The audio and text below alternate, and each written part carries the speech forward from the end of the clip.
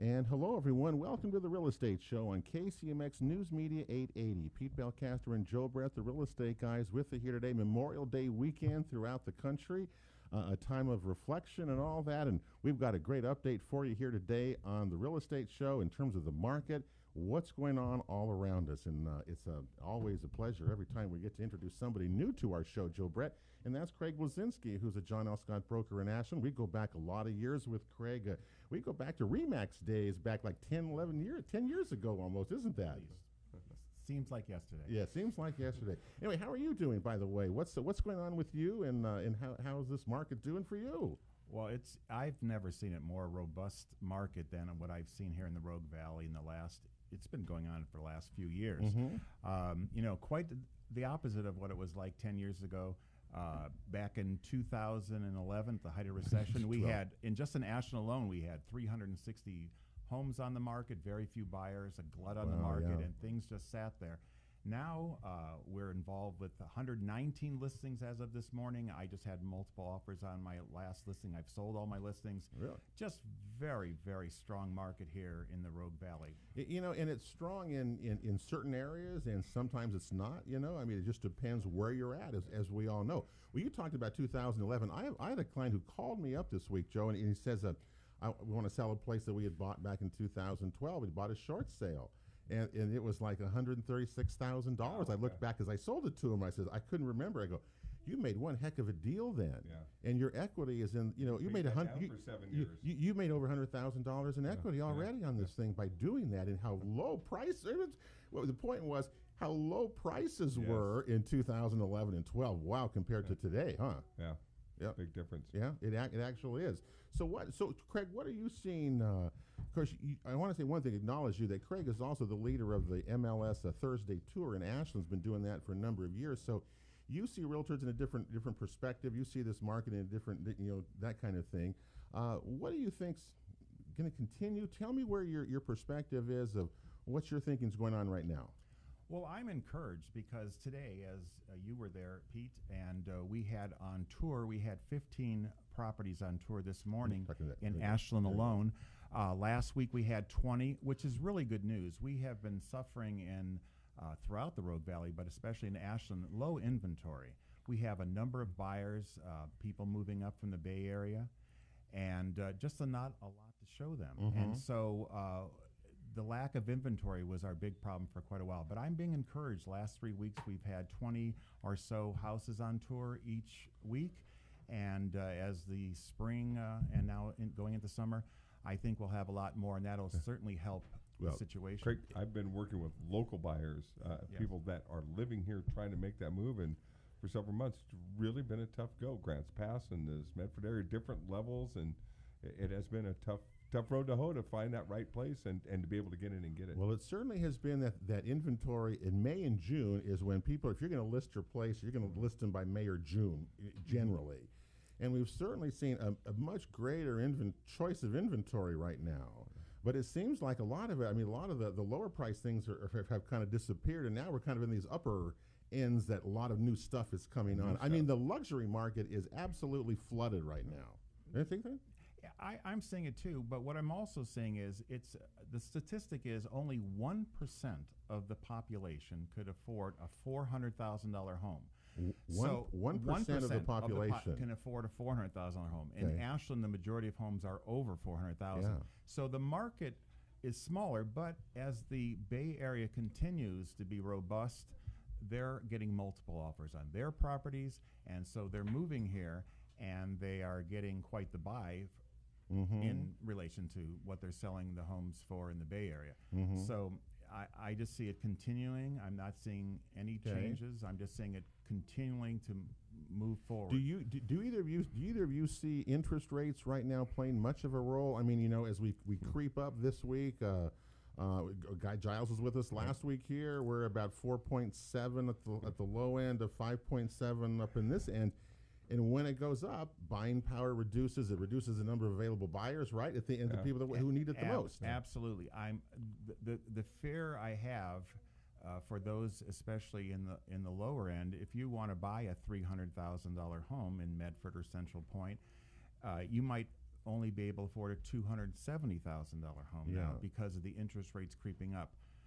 But in the Ashland market, I see a lot of cash buyers, so it's not going to affect them as much. But the rest of the valley, I see interest rates being a concern. Well, I do too. Our friend Brandon at work, they're selling and buying a place and working with Alex Aronson from our John L. Scott office, and he's been watching the 10-year Treasury note. I mean, every day I've been having really day-to-day updates on the interest rates, the 10-year Treasury note.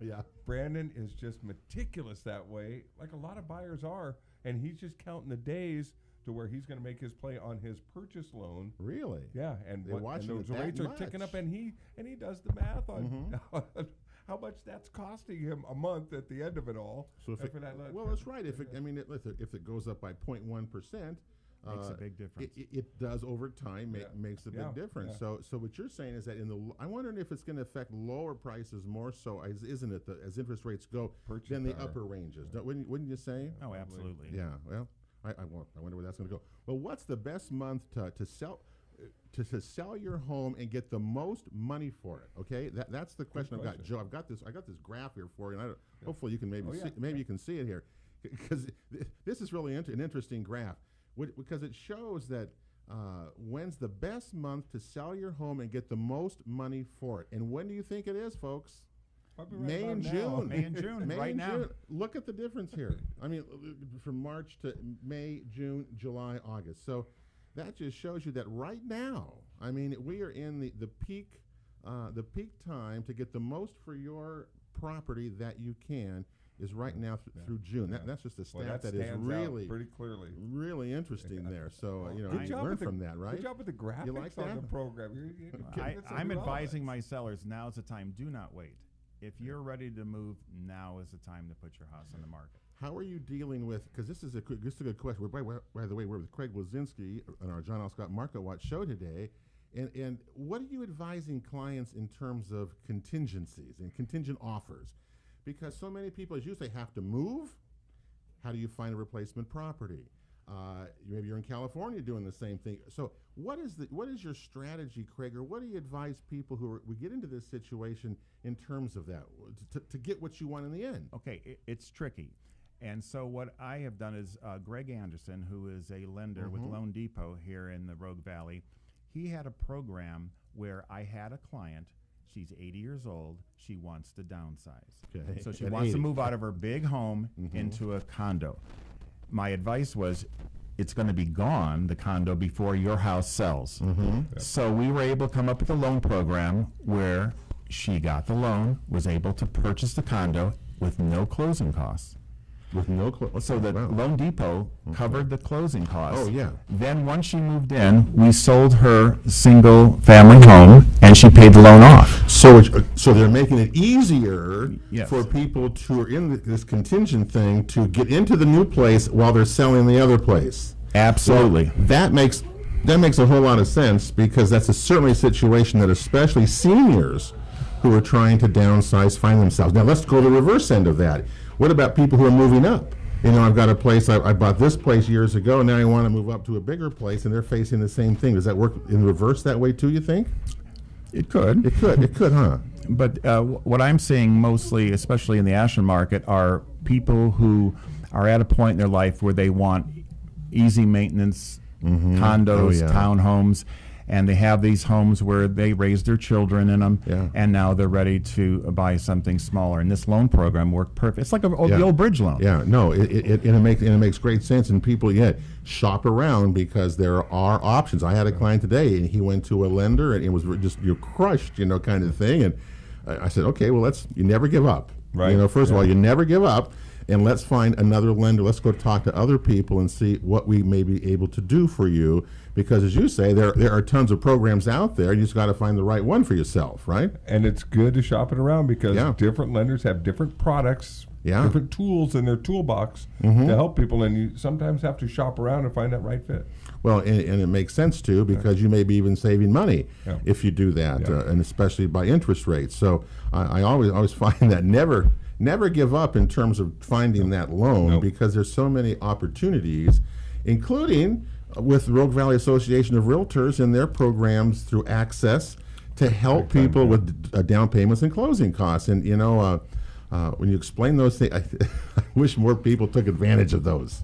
We don't, and unfortunately, but that's the way that is. Well, anyway, we're here in mid-August. We're talking inventory. Inventory is rising. That is a good thing. What about pricing right now? Craig, you got listings. We all got listings. We all have sellers. My house, on the market, as you know, and trying to do with that same thing. Pricing for sellers is just right now really the trickiest, most important part of the whole deal right now, I think. Well, it always has been. And, because the seller wants to get the most and the realtor wants to get it where it can sell. And so what I always tell my sellers is, you're going to know in the first 2 weeks if we're priced too high. Mm-hmm. We're going to put it on a tour. We're going to have the agents come through. And if it doesn't sell, if you have a lot of showings and no offers, you're priced too high. Mm-hmm. And if you have no showings, that just means the realtors won't even show it. So you've got to price it right from the beginning. I have come up with the idea that sometimes when a seller and I can come to an agreement, I give them my best advice on this is what the comparative market analysis is showing Mm-hmm. here. If we're still too far apart, I ask them to, Debbie Poole is a local appraiser. She charges $350 to do an appraisal. Mm-hmm. And she's a neutral third party. Mm-hmm. And we look at her number, and there's what an appraiser's saying. So, there's no emotion because there's emotion with the seller wanting to get most, and they've lived there. The realtor's trying to explain to them it's not unless you have a cash deal, that appraisal is going to hang in the balance anyway. Exactly. Have you ever recommended to sellers to get their own appraisal before they put it on the market? Oh, absolutely. You do? I've done it with my last 5 transactions. Really? Yes. Really? We're doing it more and more. And I think it's just good because if you have the appraisal, then you can, if there's a skeptical buyer or a realtor out there saying, that seems too high, well, we have an appraisal on file. We have an appraisal right here on file. This is not a seller set price. It's almost like, do you do a pre-home inspection? I mean, that's what I did that on my house because of the same kind of issues. I wanted to get ahead of it. Yep. By knowing what, I've been having stuff worked on for weeks, out of that inspection as well. So it really does pay it does make a lot of sense, doesn't it, to do that? Oh, absolutely. Yeah. And I hope people take advantage of that. And, it streamlines the deal, too. I mean, we're talking about real numbers and what real appraisal, current Mm-hmm. appraisal trends tell us. And tough job for the appraisers, too, because the market swung so high. And even these folks these buyers I mentioned that are out there and have been looking for a few months, we're seeing the prices trend down. And the sellers got a little high on the hog there, too. But now the ones that are really serious about selling are having to come back, kind of meet the market. Now, well, the market is definitely it's not jumping the way it was. Right, I mean, it's doing this a little tempering, bit. It's tempering all of our enthusiasm for stuff, but not for the demand is certainly still there. We got a break coming up here. We're talking with Craig Blazinski today here on the Real Estate Show. Got a break. When we come back, we're going to talk about how to get your house ready to sell. Because, if it's not ready, right? I mean, buyers are going to walk away and you're going to be stuck. We're coming right back to the Real Estate Show after this. And welcome back to the Real Estate Show on KCMX News Media 880. Pete Belcastro and Joe Brett, the Real Estate Guys, with you today. Don't forget you can check out any of our past shows at realestateshoworegon.com. They're all there. There's some terrific shows that we've had in the past few weeks, I'm telling you, and some great ones ahead. Next week about fair housing, Rick Harris will be with us.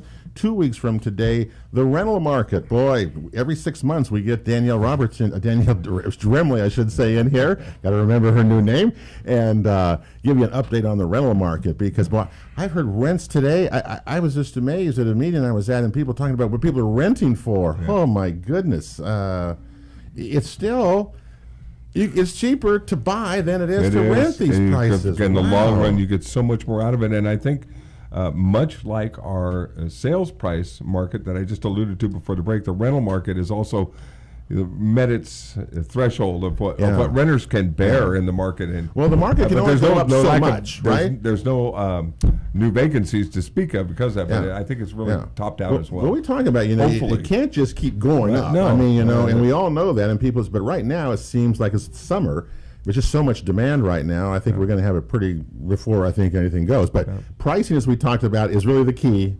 is pricing and making sure you've got the right price where it's not going to go no matter what the market's telling you. If you're not priced right, it's not going to sell.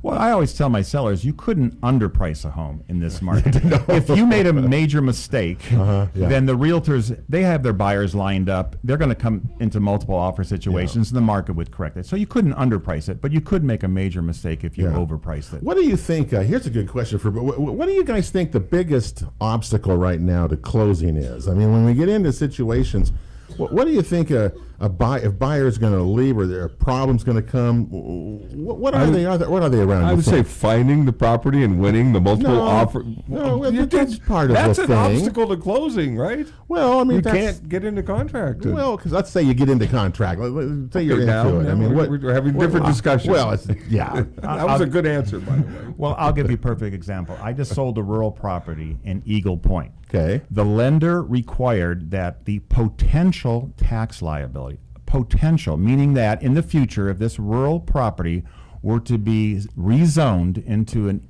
annexed and made into a subdivision, that the person who owns it would have to pay $4,900 to the Jackson County. That's stupid. That means, how can we predict 30 years in the future that my seller had to pay this and the lender required it? And we went to the county, and the county says we have no way of even collecting it because it's not due. There's no tax due on something in the future that you've ever been to, or whether it may or may not ever be annexed. That's kind of the dumbest. That's the dumbest thing I've heard. Then the lender said it's a requirement. We're not going to give the loan, and so I wrote an email to the underwriter. Did you? And said the neighbor sold their property, they didn't pay the tax. Okay. My sellers have nowhere to pay the tax because the county can't accept it because it's not due. And we don't know 50 years in the future what's going to happen. So what happened? What ended up with it? They waived it. They waived it. But it took that email. Okay. We went on this for 2 weeks. Yeah. We were battling this. Right. Tell me what you think in terms of houses in your showing. I mean, that's one thing that I've gone through in terms of getting a place ready to sell. Because we just showed you earlier, these are the two biggest months of the year right now to get the most money for your house, right? May and June, NAR stats. Okay, how do we do that? Declutter, depersonalize. I know the seller is still living there, but when I sold my personal residence, I made sure that I had a little case to have the toothbrush even in, so that I would brush my teeth and then go to work, but I'd put that plastic container underneath the sink, so that if somebody showed the property that day, because you want your counter space to look large, not cluttered. Right. And it's a hard discussion to have with sellers. You don't want to tell them you're a hoarder. We had our home decorator and our home stager that was one of the key issues. And Alice Lima, who's with us that day, mentioned that it's oftentimes better for a third party who's an expert in that a third party to have that conversation, if you have that in your toolbox, that availability. Well, I would just tell you, you see it more often than not. Well, this type of situation where we want to sell, but we are just overwhelmed by stuff. And if you're older, believe me, it is overwhelming for seniors in this situation, right? I have the talk at the very beginning. Always, whether they're older or not, people who are sellers are overwhelmed. I tell them, don't worry about it. Take a drawer today. Just a drawer. Start somewhere. Just a room over the week. Don't worry about it. It's going to happen. And sometimes, because they've lived there, they don't realize the clutter that has accumulated sometimes in 40 years. I often take the ones who are the most reluctant, I'll take them to a home that's actually staged. Okay. Oh, you would do that. Okay. I walk through, and they go, "Oh my gosh, this is so clean." It's very different. Yes. Now look at this is your competition. This is in your same price range. This is what you are competing against. So look at this. Look at their counter space. Everything's off the counters. And it hits them when they walk in. Because they make I don't make the comment. They make the comment. Well, I've even found. Oh, go ahead. It just to hear that. That's the personal touch that a real estate professional lends to the transaction. Yes, we do some really complicated paperwork, make sure all that goes to the right people, and we get you and we close, and everything is satisfactory for everybody. But that kind of personal knowledge, because those are the things that they don't understand or haven't done it, even if they've done it before. A lot of times, just that preparation and just that. I'm not just taking your listing, but here's what we're going to be up against and how best we can do it. That's really a nice personal touch. Well, even like I'm thinking about sometimes smells in a house. Smells. You know, that had It's this a tough one. Yeah. like if you're like I'm Polish, and so my mother would always make Polish food, and it had to the average person walking in who's not Polish, they would think it's awful, but she was used to it, and so was I. You walk in the house that has some kind of smell like that, the owner might not realize that the smell is. The owner doesn't realize. They grew up cooking that way. And it's cooking smells, animal smells, dog, cat kind of smells. And that, you're right. And there was a story, I think, this week we heard where somebody, a seller had, I forget how many how many showings, like 30 or 40 showings and no offers. And they went out, took a look, walked into the house, and immediately there was a smell there. And so that is the biggest turnoff probably for any buyer. Number one reason buyers go away, smell in the house. So that's important. Clutter is the other thing. What I've learned selling my house now, that really we live in one little portion of the house because the rest of it has been decluttered. It's all ready to go. So you're only living in a little portion of your home. Really, when you list it, I've come to this conclusion. When you list your house, you basically are now no longer own it. You're really caretaking for the next owner to come, and so you got to be aware of that as you do it, as you go around your and that's property. why you want to depersonalize it, because everything off the shelves, no personal pictures up. All of that's gone, and doesn't it, Joe? It makes a difference. It truly makes a difference in your showing. It's a different place to walk in. Yeah, the buyer wants to feel that's going to be their home, and if they see the pictures of the kids and all that stuff. Craig does something. Pictures of the dogs. dogs better than kids, whatever. Craig does something that I think is really unique in terms of when he has clients. We all, everybody treats clients differently, but you actually will clean the house. Tell me what you do there before you as you list it. Oh, we go through a walkthrough through every room, and it's like a homework assignment I give them. I say, here's what needs to be done in this room. Here's what could make this more attractive. Here's what makes it look larger. So we go room by room, and sellers want to sell, so they take copious notes, and I come back and I check in a week and see how they're doing. And if they're not, then I bring one of my cleaners. But you also clean houses. I mean, you have them clean before. Oh, absolutely. Melissa Houston is a woman I've been working with for quite a while, and she will go into a house because a lot of times the seller thinks, well, I vacuumed the rug, I washed the kitchen floor. But look at the where the slider door is. There's grease and a buyer's going to see that. So Melissa goes in there. She just does a number on the house, and she goes through everything. But you do that for your clients. Absolutely. Before that, I do it before. So we're hearing from Craig, and I mean, this is a successful agent here again. And what you're saying, look what you do. You're taking care of your clients. You're making the house clean. You're wanting them to get an appraisal, pre-appraisal, so you know what you're going into. So you're really getting them prepared for this experience. You're setting the expectation from the beginning. You want to set the expectation. And as you alluded to before, you're trying to get them their top dollar for their property in the marketplace that they're in. Yeah, well, and that's how it's done. Well, that's what I think in this world that we live in today of websites and all these things, Zillow and Realtor.com and True, whatever, all those things cannot do what he just said he does for a client. I mean, you can look and search all you want, but it's really it's the experience of going to the houses on the tours. It's being there every day, seeing what's there and what you need to do to be successful in the end, right? You do, and that's why the for sale by owner, it just doesn't work. There's so many issues that can come up during a transaction that the average person wouldn't know how to handle, and so it's so important to hire a realtor who has the experience, who could sell your home. Well, I'll bet some of our listeners don't know this, but for sale by owners, FSBOs, right now, according to the National Association of Realtors, is at its lowest level of sales in 40 years.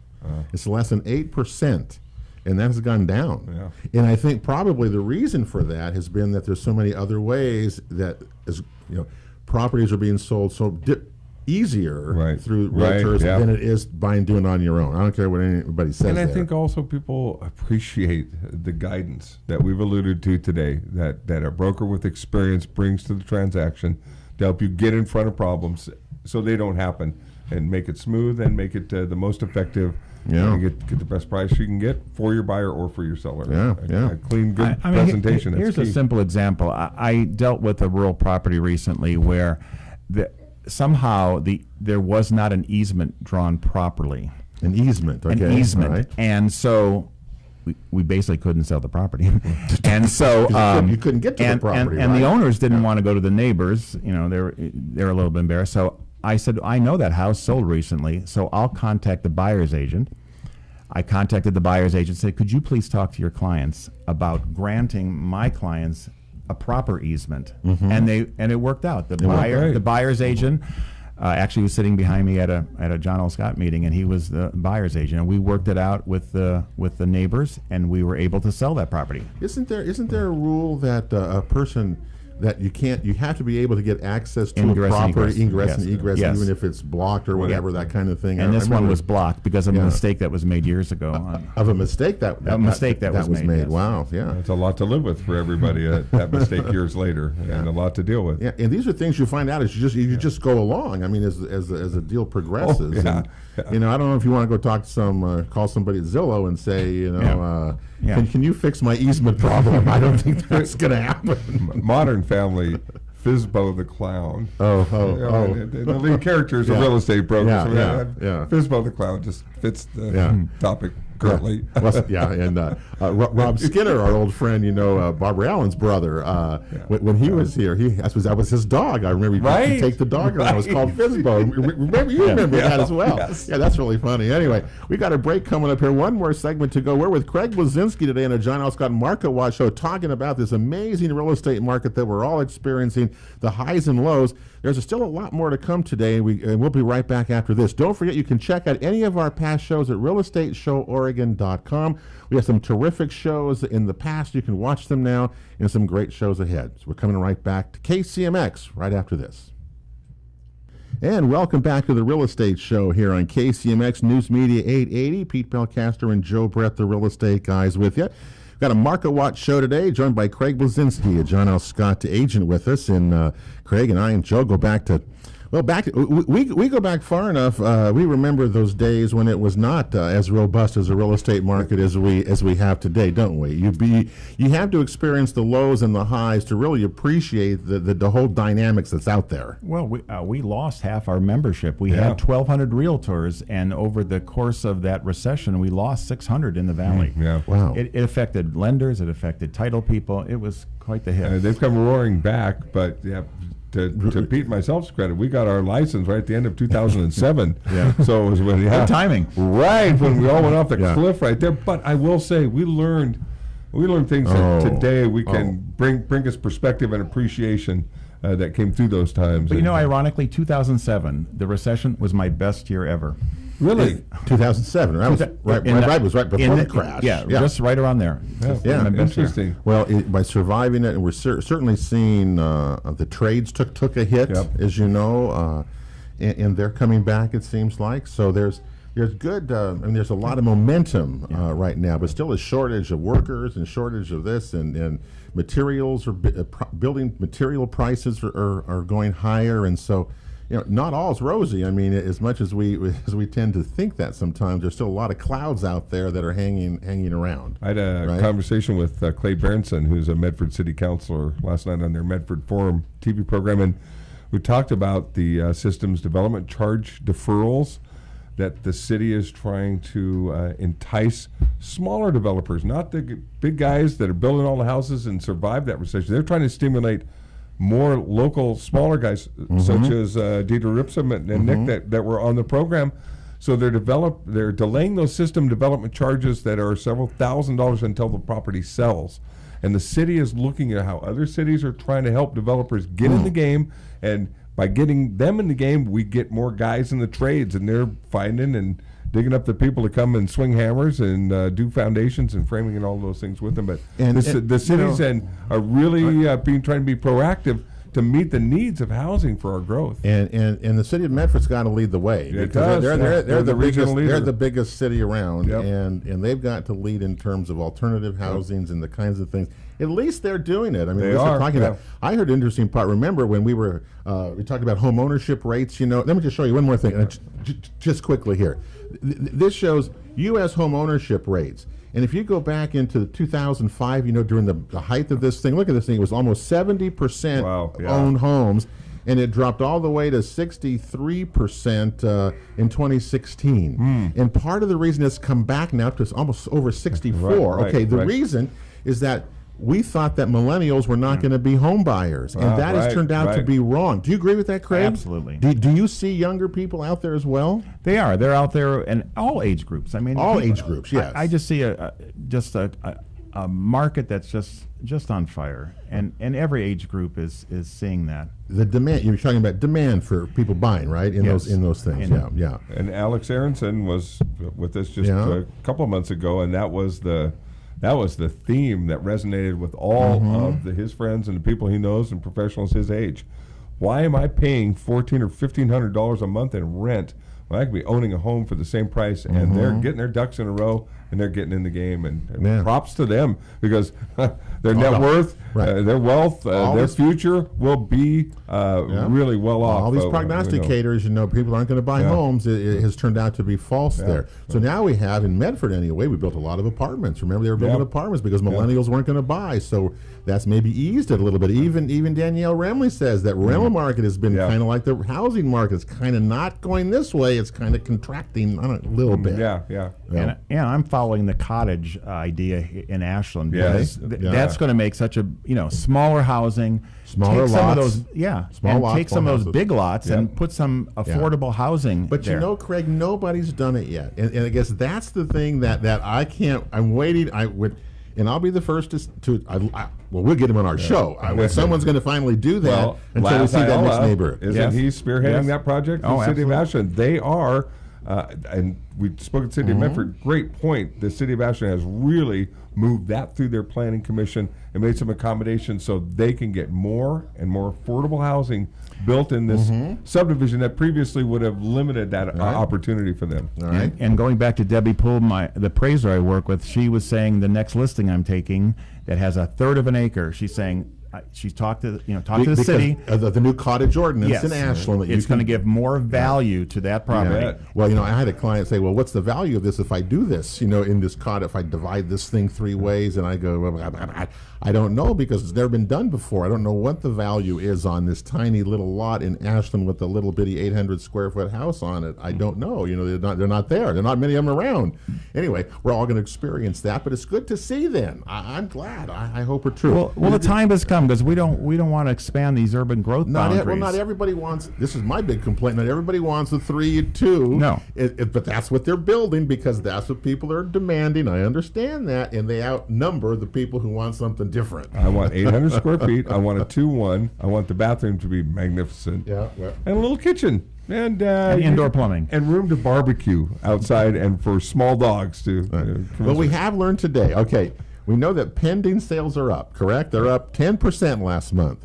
We know new listings are up 27% last month. That's kind of what's happening with us here.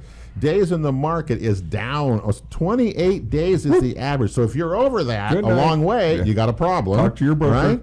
We have months supply of inventory by the result of more listings is now up 27% from the time ahead. And there's still sellers are getting about 97.2% of their price. Wow. That's a healthy market. We're still not there. It's still, but it's changing, and a lot of activity. The key boxes, which is a great indicator, I think, of realtor activity.